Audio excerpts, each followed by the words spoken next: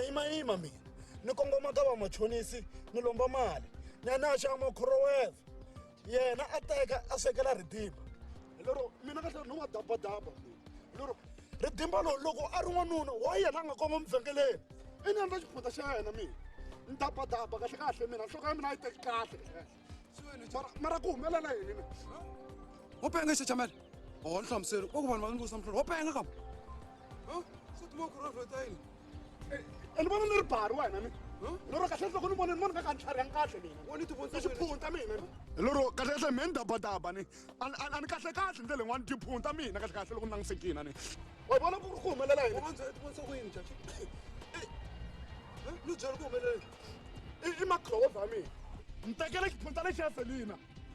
loko ni xavela a ni ku munhu mani kasi i ndzona leyo vukula ku hlona sis man leyo pfumala na ncila sis man jaji se leswi yi tikomaka yintshwa ya nghenisa ku yini ka patroni ku yivela microwave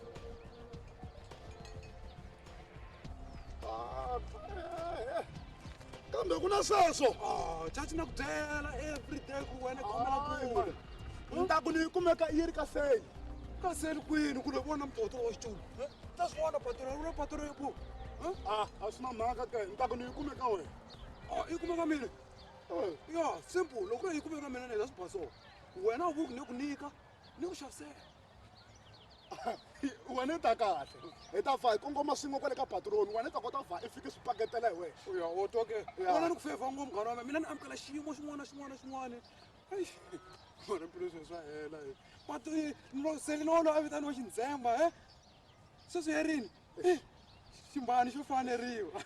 yimanyana sweswo yimanyana sweswo swi khulukana na mbwa ri tala hayi mani hambana na mhaka leyo ma ri kisi khale ka xizemba xa mina rhwala macrowave ya wena hi famba ya ka patroni ya macrowave ya mina swo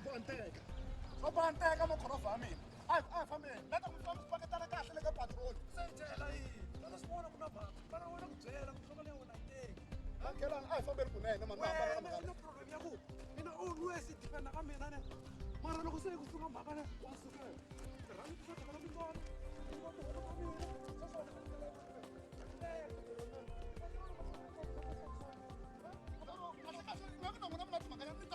mina kahle kahle